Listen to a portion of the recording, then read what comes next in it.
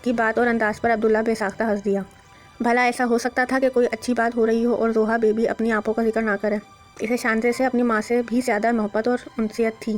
یہ بات عبداللہ سکندر بہت اچھے سے جان گیا تھا ان چند مہینوں میں۔ اب وہ ہر غم بھولتی زور و شور سے اپنی آپوں کو ڈسکس کرنے میں مصروف ہو چکی تھی، اور بیچارہ عبداللہ ہنسی خوشی سننے پر مجبور تھا۔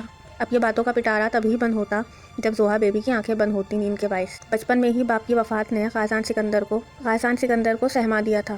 عبداللہ بہت چھوٹا تھا، یہ سب نہیں سمجھتا تھا۔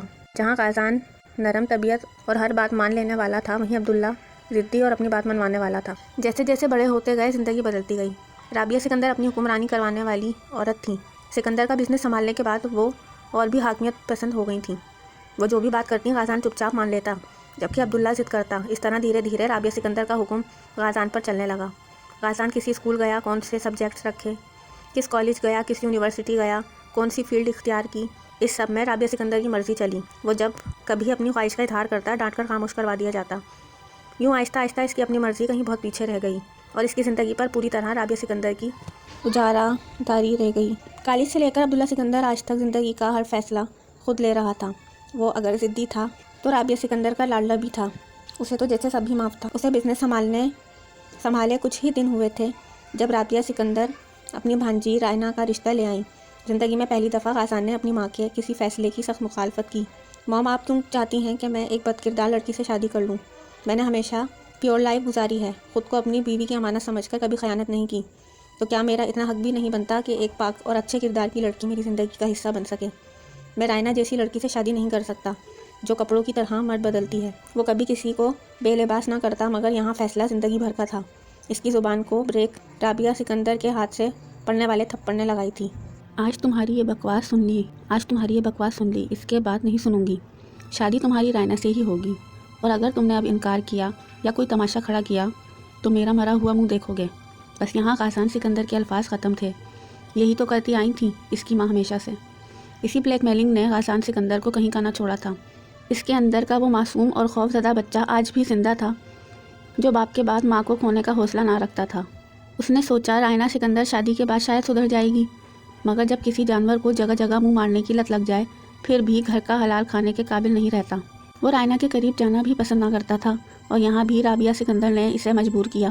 شادی کے 1 سال بعد جب اس نے خود اپنی آنکھوں سے اسے کسی غیر مرد کے بستر پر دیکھا، بس تبھی غازان سکندر نے خود سے عہد کر لیا کہ اب کبھی اس کے قریب نہیں جائے گا۔ وہ اتنا بے غیرت مرد بھی نہ تھا جتنا اس کی ماں اور بیوی نے سمجھ لیا تھا۔ شانی، وہ اسے پکارتا تیزی سے کمرے کا دروازہ کھول گیا۔ جب سامنے نظر آتا منظر دیکھتے اس کی آنکھیں حیرت و بے یقینی سے پھیل گئیں۔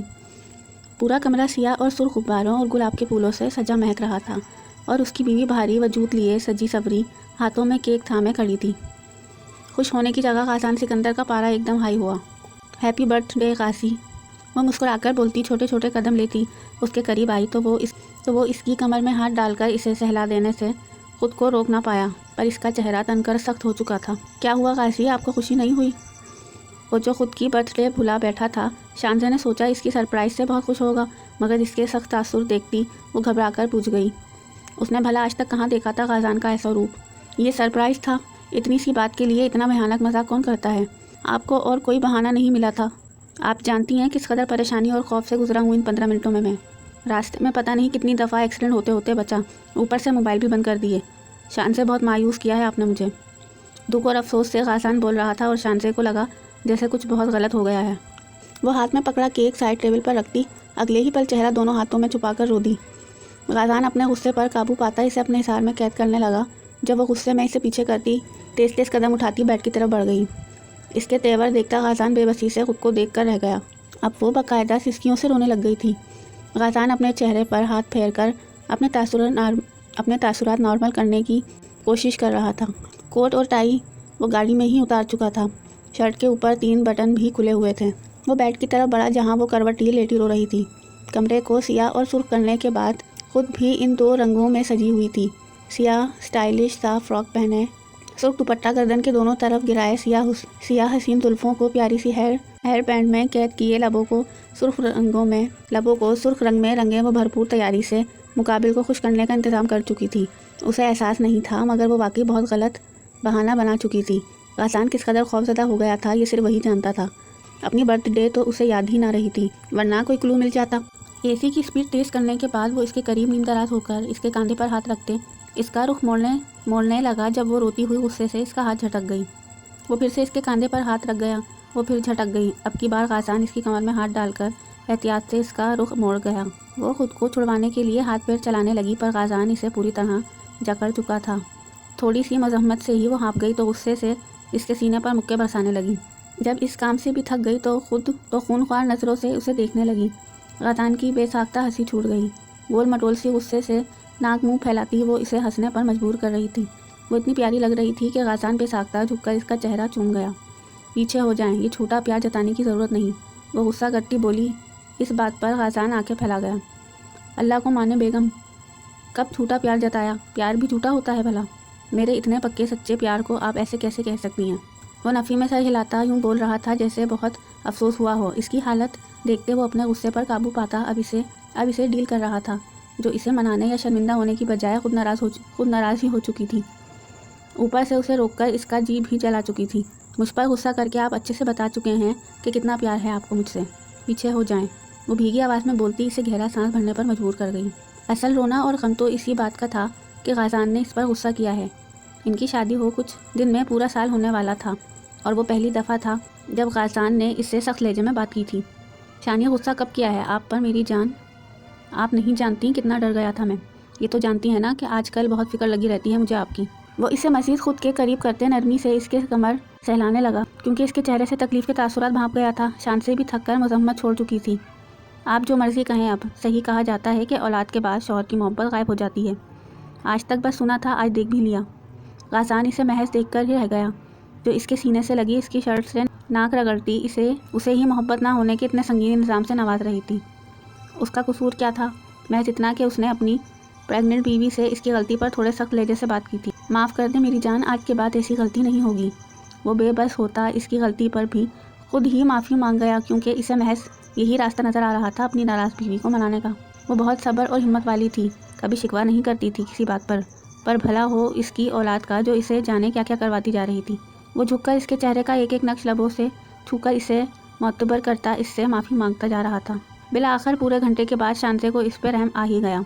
बस आखिरी दफ़ा माफ़ कर रही हूँ, आपकी सूरत पर तरस आ गया बस। इसकी फयाजी पर गासान सिकंदर अश कर उठा, मगर इसकी क्या मजाल जो मसीद एक लफ्ज़ भी बोलकर अपनी बेगम को फिर से नाराज़ करता। वो प्यारा सा केक अपनी बेकदरी पर रो रहा होगा। उसे नरम पड़ते देखकर वो इसकी तवज्जो केक की तरफ कर गया। उफ़ अल्लाह, देखा मुझे भुला दिया। इतनी मोहब्बत से मैंने आपके लिए केक बेक किया और आपकी पसंद का खाना बनाया, आपने सब भुला दिया। वो सर पर हाथ मारकर उठने की कोशिश करने लगी तो गासान इसे सहारा देकर बिठा गया। शानी जान, आपने इतनी देर खड़े रहकर क्यों ये सब किया? पता है डॉक्टर ने आपको मुकम्मल बेड रेस्ट का कहा है। मुझे ये सब बहुत अच्छा लगा, खुद को मत थकाया करें मेरी जान। इसकी हालत सुनकर गासान को गुस्सा तो बहुत आया, मगर पी गया। अपनी बेगम पर गुस्सा करना वो फ़िलहाल अफोर्ड नहीं कर सकता था। उसे नरमी से अपने साथ लगाकर बिठाता वो हाथ बढ़ाकर साइड टेबल पर पड़ा केक और छुरी पकड़कर बेड पर ही रख दिया। शांजे का बार बार उठना बैठना ठीक नहीं था, वो भी जब वो तकलीफ़ में थी। अगर वो बता नहीं रही थी तो इसका मतलब ये थोड़ी था गासान को पता ना चलता। वो मोहब्बत ही क्या जहाँ अपनी खुशी और गम ज़बान से बोलकर बतानी पड़े। क्या आँखों की ज़बान काफ़ी नहीं होती? पहले मोबाइल वीडियो मूड पर लगाकर सामने सेट करें फिर केक काटें। उसे सुर्ख रिबन से सजी पकड़ते देखकर वो एकदम बोल उठी तो गासान मुस्कुराकर हुक्म बजा लाने लगा। वो ऐसे ही करती थी। गुजरे एक साल का एक एक स्पेशल मोमेंट कैप्चर करवाया था उसने। गासान नहीं जानता था कि वो यादें इकट्ठी कर रही थी। वो शांजे के सोने के काफ़ी देर बाद सोया था। सारा वक्त वो दर्द से बेचैन रही तो गासान उससे भी ज़्यादा तकलीफ़ में। इसके सोने के बाद भी वो नरमी से इसके कंधे और कमर दबाता था। यूं ही नींद कब हावी हुई उसे मालूम ना हो सका। वो गहरी नींद में था जब उसे सिसकने की आवाज़ सुनाई दी। कोई सिसक रहा था, रो रहा था, पर जाने कौन था। एकदम शांजे का ख्याल आते ही वो एक झटके से आंखें खोल गया। रोने की आवाज़ उसके करीब से ही आ रही थी। उसने गर्दन मोड़कर देखा तो शांजे दोहरी हुई सिसक रही थी। आंसुओं से पूरा चेहरा तर था। वो तड़प कर इसके करीब हुआ। शानी, क्या हुआ है मेरी जान? वो तड़प कर पूछता उसके चेहरे से पसीना साफ करने लगा। एसी में भी वो पसीने से तर हुई थी। गाजी, मुझे बहुत दर्द हो रहा है। गाजी, मुझसे बर्दाश्त नहीं हो रहा ये दर्द। उसे करीब पाकर वो सब खोती फूट फूट कर रो दी तो गासान के हाथ पैर फूल गए। आपने पहले क्यों नहीं बताया, जगाया क्यों नहीं? वो कहने के साथ इसके माथे पर लब रखता बेड से उतर कर स्लीपर पहनते तेज़ी से अलमारी की तरफ बढ़ा, पहले से तैयार बैग और शांति की चादर निकाली। मैं भी आया, बस वो चादर वहीं रखता बैग पकड़कर तेज़ी से कमरे से बाहर निकल गया। बैग गाड़ी में रखकर गाड़ी स्टार्ट करते वो वापस अंदर आया और शांति का वजूद चादर में छुपाए उसे अपने बाजुओं में थामकर तेज़ी से गाड़ी की तरफ बढ़ा। तकलीफ के मारे उसके हलक से घुटी घुटी चीखें बरामद हो रही थीं। उसे एहतियात से गाड़ी में बिठाकर वो गाड़ी अस्पताल के रास्ते पर डाल गया। उसके जाने के बाद वॉचमैन गेट बंद करता शांति को दुआ देने लगा। पूरे रास्ते वो शांति को हौसला देता आया था, मगर इसकी तकलीफ थी कि बढ़ती जा रही थी। अस्पताल जाते ही शांति को लेबर रूम में ले जाया गया था। गासान को इस नाजुक वक्त में अपनों की कमी शिद्दत से महसूस हुई थी। उसने बेसाख्ता अब्दुल्ला को कॉल मिलाई। इत्तेफाक से अब्दुल्ला किसी मीटिंग के सिलसिले में लाहौर ही आया हुआ था और 1 घंटे बाद इसकी फ़्लाइट थी। वो सब कुछ छोड़ छाड़ अस्पताल के लिए निकल आया। अब्दुल्ला तेज़ कदम उठाता आगे बढ़ा रहा था जब इसे लेबर रूम की दीवार के साथ टेक लगाकर खड़ा गासान दिखाई दिया। वो तेज़ी से इसकी तरफ बढ़ा। भाई, इसकी आवाज़ गासान सिकंदर को किसी मौजे से कम नहीं लगी थी। वो बेसाख्ता इसके गले लग गया। अब्दुल्ला, वो बहुत तकलीफ़ में थी। अगर उसे कुछ हो गया तो मैं जी नहीं पाऊँगा। ज़िंदगी में महरूमियाँ देख देख कर थक चुका हूँ। शांति के आने के बाद ही तो मैंने ज़िंदगी जीना शुरू की है, वरना हमेशा से गुजारता ही तो आया हूँ। दुआ करो अब्दुल्ला, उसे कुछ ना हो, उसे मेरी भी उम्र लग जाए। तो नम आँखें लिए अपने दिल का खौफ अपने जाने अजीज़ भाई के सामने रख गया। हिम्मत करें भाई, कुछ नहीं होगा भाभी को। उन्हें दुआओं की ज़रूरत है अभी बस परेशानी छोड़कर दुआ करें उनके लिए। कई घंटों की जानलेवा इंतज़ार के बाद उसे ज़िंदगी की नवीद सुनाई गई थी। मुबारक हो, अल्लाह ने आपको अपनी रहमत से नवाजा है। बेटी हुई है, आपकी मिसेस भी ठीक हैं। थोड़ी देर तक उन्हें रूम में शिफ्ट कर देंगे, फिर आप मिल सकते हैं। डॉक्टर मुस्कुराती हुई इसे खुशखबरी सुना रही थी जब एक नर्स हाथ में गुलाबी कंबल में लिपटी गुड़िया लिए इसकी तरफ बढ़ी। गासान ने कांपते हाथों से इस नन्ही सी गुड़िया को नर्स से थामकर नरमी से अपने सीने से लगाया। अपने चेहरे के सामने किया तो आंखें बेसाख्ता नम हो उठी थीं। वो सुर्ख व सफ़ेद सेहतमंद सी प्यारी गुड़िया शान से और गासान की थी।